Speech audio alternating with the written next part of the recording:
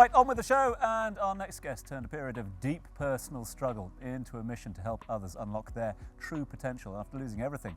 In Silicon Valley, he discovered meditation, which transformed his approach to life and work.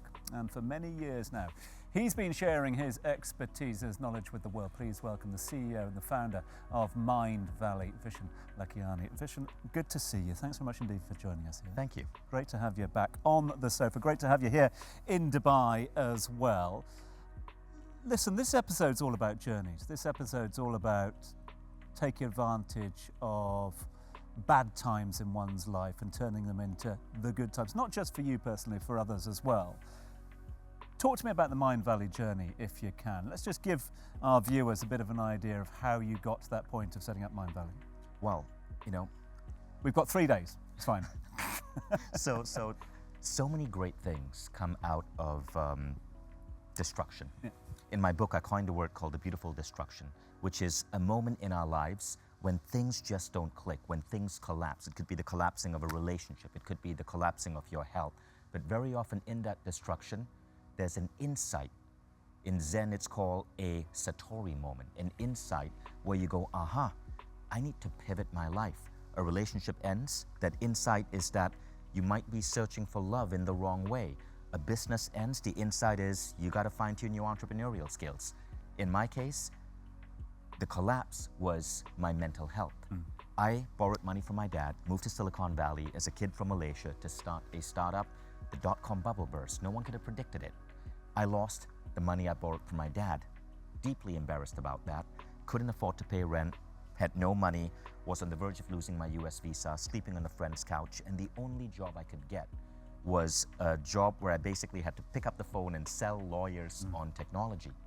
Now, it was such a bad time in the Valley. I burnt out. I sank into a depression. I had low self-worth. I discovered meditation. And meditation switched something on in my mind that I never knew existed. For example, one of the things that happens when you meditate is intuition. Listening to my intuition, I somehow knew who to call. And overnight, after finishing this meditation class, I was able to double my sales. And then I was able to double it again with other techniques I learned, like visualizing your goals. This got me obsessed with the human mind.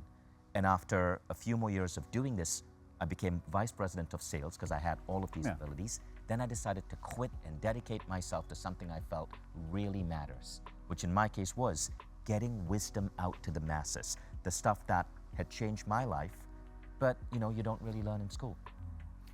Vishen, I love that, and I love your videos, and you're always so cool and confident, but I want to talk more about this pivoting. So you're dealing with a crisis, something absolutely unexpected, you're thrown off. How cool, confident, calm are you on a day-to-day basis? Are you always that like, let me take a moment to reevaluate?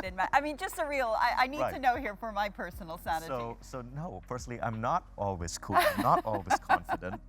I'm not always calm. Life throws different things at you. There are certain things where I completely lose my cool. There are certain things where I completely lose my confidence. I think no one has mastered it in every way, right?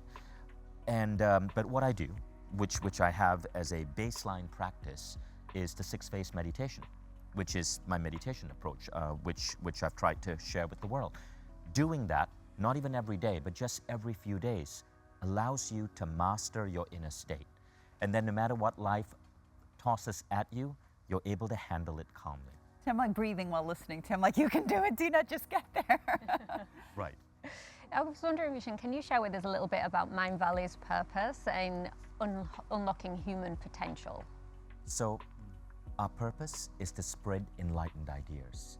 You see, if you think about the world today, music, like hit songs, go to #1.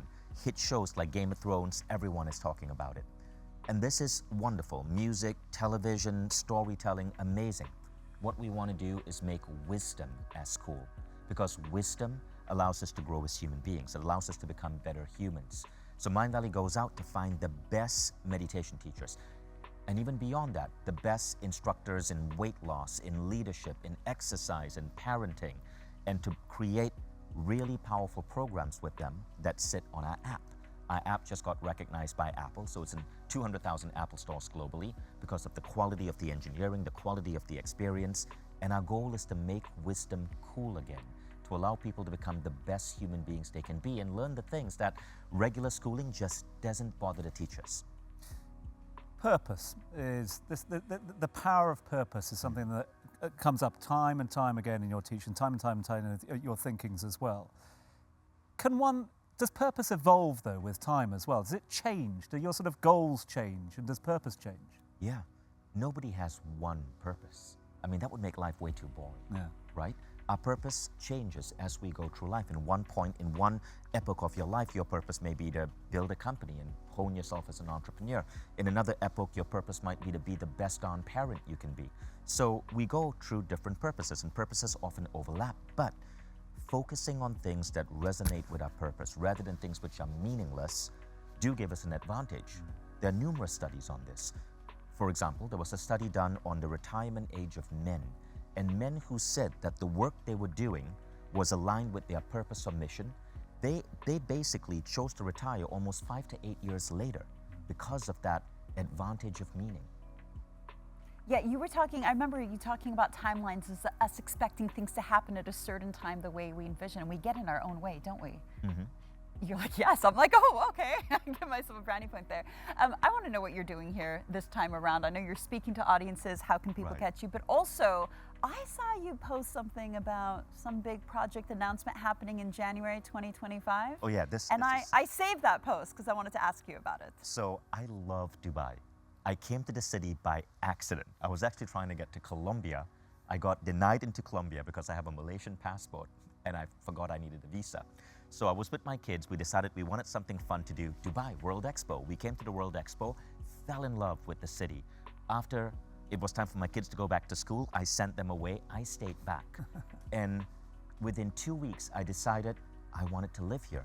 I bought an apartment in my 3rd week. So I now have a home here, got a golden visa, and I've been telling everyone about how amazing the city is because I found something in Dubai I didn't see anywhere else in the world. People here are positive. They have hope. They are easy to connect with. When you share an idea in Dubai, people want to come and support your idea. Yeah, we're dreamers here. In Europe, there's a cynicism, there's a skepticism, not in Dubai. So I told my company we wanted to create the world's biggest mind, body, soul wellness festival, exploring the future of human potential, and I want it to be in Dubai because I consider the city home right now, more home than any other city in the world. And so Future Human is the festival we're doing, and I chose the Expo Center in Dubai because that was the first spot that brought me to Dubai with my children. Chose the Expo Center. We're doing this beautiful event in the center, a beautiful closing ceremony in the dome, and it's a 3-day event designed to teach people the most important skills they need to thrive in 2025 and beyond. And I'm personally curating some of the best speakers in the world, people like Stephen Bartlett, Marissa Peer, Lisa Nichols, bringing them all together for 3 days of just powerhouse transformation. Wow. Sounds amazing. Well, Vishen, you're going to be staying with us throughout the episode and giving us some more insights. So coming up, we are talking about mental health and how one man's mission has been to normalize mental health so that all people in the region and beyond can thrive. So stay tuned.